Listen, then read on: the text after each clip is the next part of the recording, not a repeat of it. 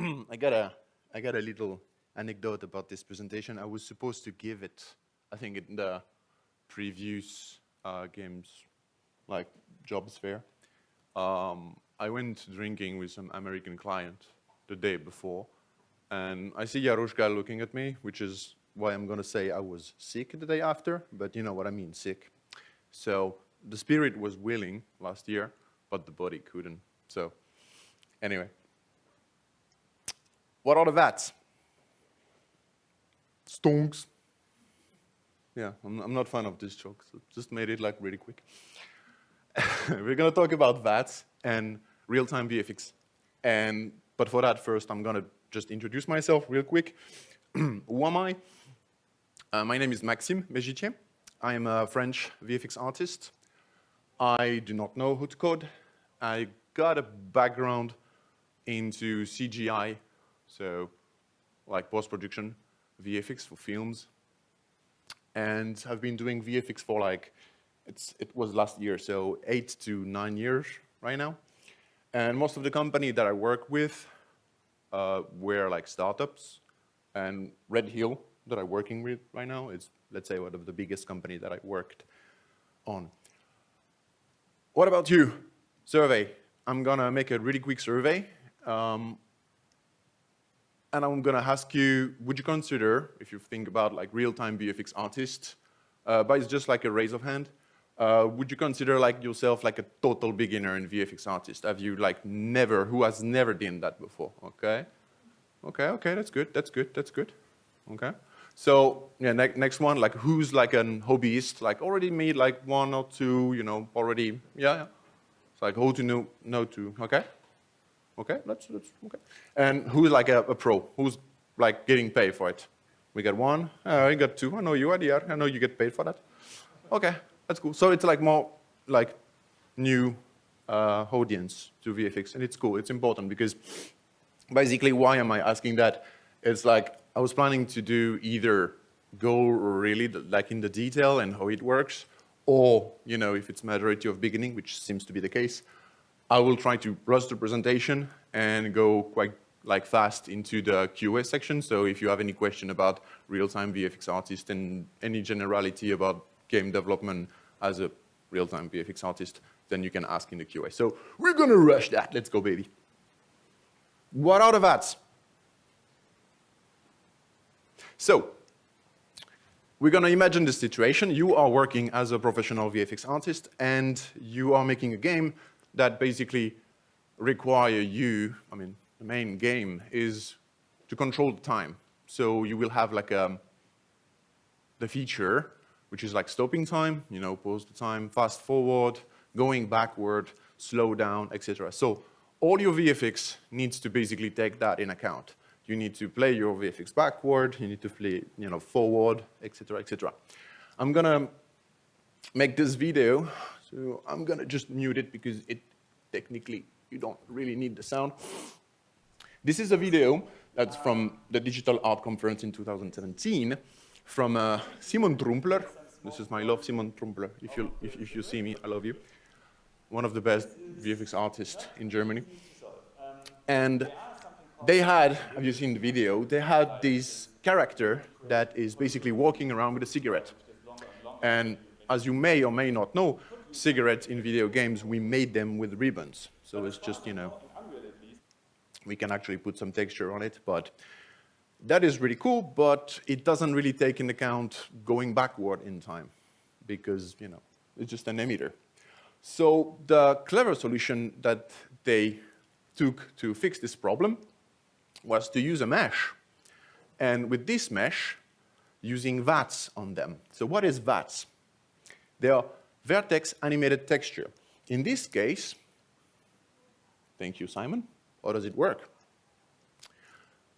You are all knowing that basically a mesh is basically a collection of vertices, and vertices come with different information, like positions and normals, for example.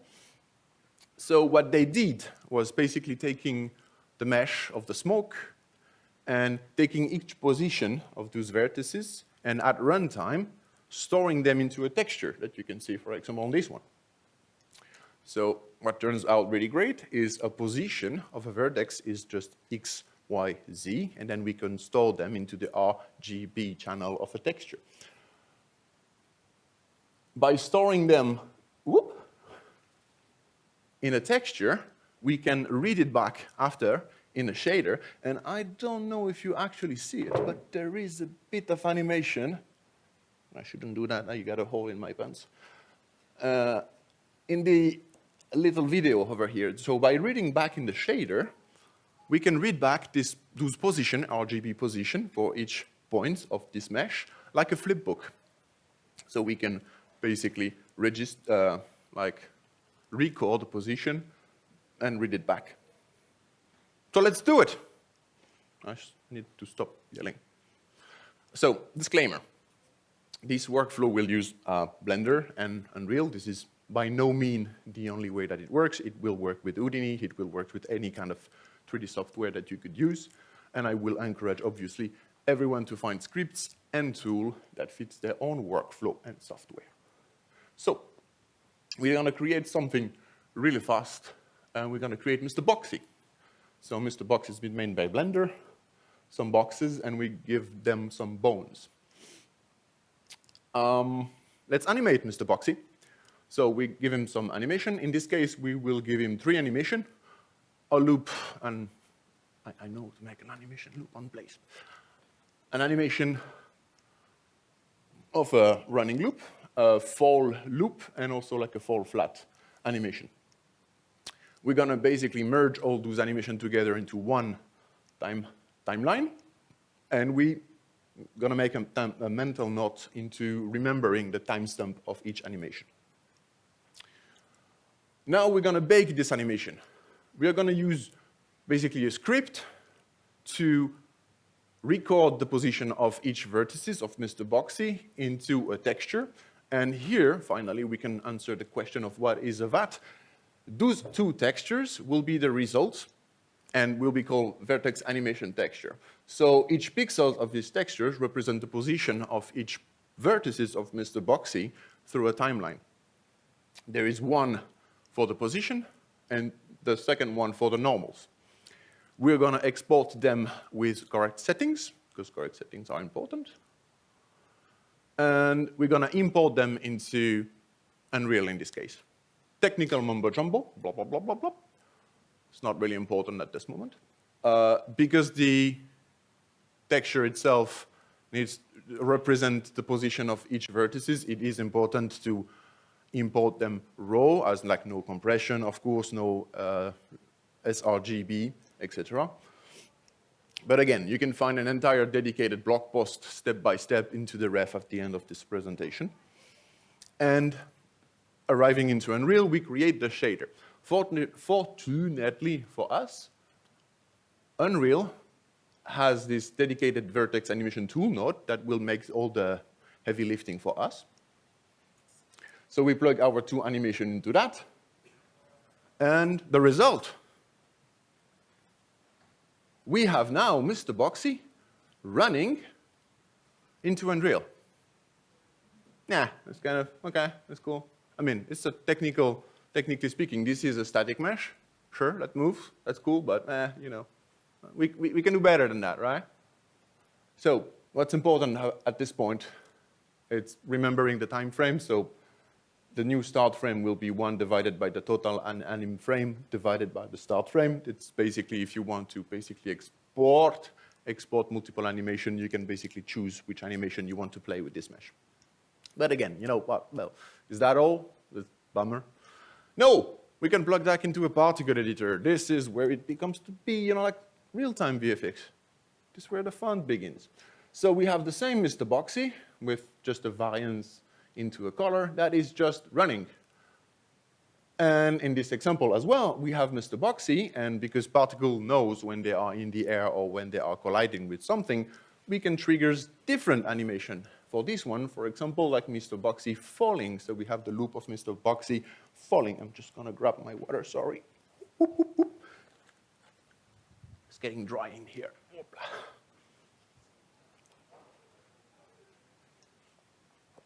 Better. What else? Well, we can actually put and input more animation into that. So let's add more animation to Mr. Boxy.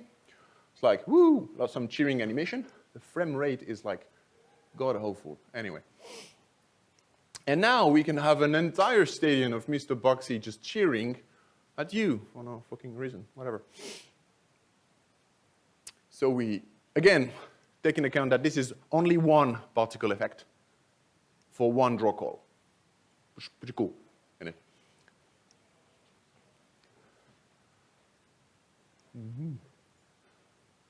Mr. Boxy. Pretty nice. We need more. We need more of that. Example number 2. This is basically where the fun begins. So this is from a probable task as a VFX artist will do on a day-to-day basis. So you got your designer / character artist that comes to you and tell you, bro, I got a concept. And this is this character, this like edgy dark log thingy, and it's able to manipulate like ferrofluid materials. And you're like, what the fuck is a ferrofluid? So you go into YouTube, and then you search for that. And I don't know if you actually know what is ferrofluid, but it's pretty cool. It's basically just, magnetized, whatever it is, liquid. And they have this really intricate movement and like cone shape thingy. And then you start wondering, how the hell am I going to do that in VFX? It's going to be really difficult. And so basically they want to have this character like gathering like irons and making those balls out of it. And then you remember, okay, Vertex Animation Texture, let's bake everything into one mesh and try to basically get along with it. So using Blender, thank you Blender, we can make this animation into geometry node. Again, Synodot, you can also do it on Houdini and whatever software you want to do it. The good thing about that is that we can recreate this kind of ferrofluid animation for a couple of nodes. So it's just some position, some offset, and oh, this one is difficult to say, instantiating some cones onto this sphere and animating their scale. Pretty cool. But how we do export that? This is where it gets tricky. So we can actually export that as Alembics or ABC file, but technically speaking for video game, it's quite heavy, so not a good thing to do. So what we can do through Blender, is that we can export that as a light wave point cache. So it's a point MDD file. And I was like you, what the fuck is a light wave point cache? It turns out it works. It basically will bake every frame into, oh, the animation doesn't work anymore. Not for me, it's okay. So it will basically bake every frame into a morph target and animate them. And what's cool about that and morph target is that from now, we can actually also bake it again using the same script that we've been using on Mr. Boxy. And the result, we have something like this in Unreal. So we have one emitter that is basically using the same shader as Mr. Boxy, and some Fresnel for like the color, and some specular, and we have this fake ball of ferrofluid material just heedling around and ready to strike.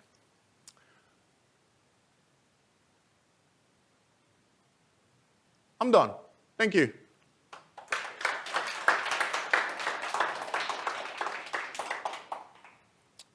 So if you have any questions from the internet of the audience, I'm here for you. Because the next slide are just like recommendation and useful links. Yeah, question. How come it's called a shader? I've always wondered this. Haha. So in the shader, we have what's called like word position offset. So the shader has access to the vertices of a mesh. Yeah. So we can affect the position of each vertices in the shader.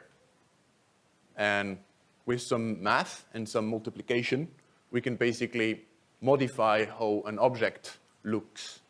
So this will be like the really dumbed down explication at the base level. But the shader, I associate that with shade as in what the light hits. We have like 150 people. If either microphone or you repeat the question, that will be easier. Okay, so when there is no microphone, I repeat the question. 150 people who cannot hear you. Oh, Sorry. Yes. Hi. No, because I associate the word shader with how the light hits the mesh, right? The shade. Not only. Is That's the magic of it. Is that why it's called that? Technically, yes, at the beginning, but yeah, it's been a long time, so now we can actually access the vertex information in the shader, which means that we can actually modify that. Thank you. Hi, really good talk, by the way. Thank you. So my question is, like, this is all, like, you're basically getting the information of every vertex and transmitting that into a texture. Yes. So if you have a really high poly mesh, would you need a lot of resolution? So it wouldn't... You will get a big texture. But again, we're talking about real-time VFX Artist. So we're talking about meshes that you would use for like VFX, which is kind of, we don't take high poly meshes and then we plug them into. So most of these techniques will be used as optimization techniques. So there is actually no point into bringing ZBrush, like high poly mesh, into like a crowd of people because it's made the purpose of like optimization and faking stuff. So obviously. Okay, But yeah. thank you.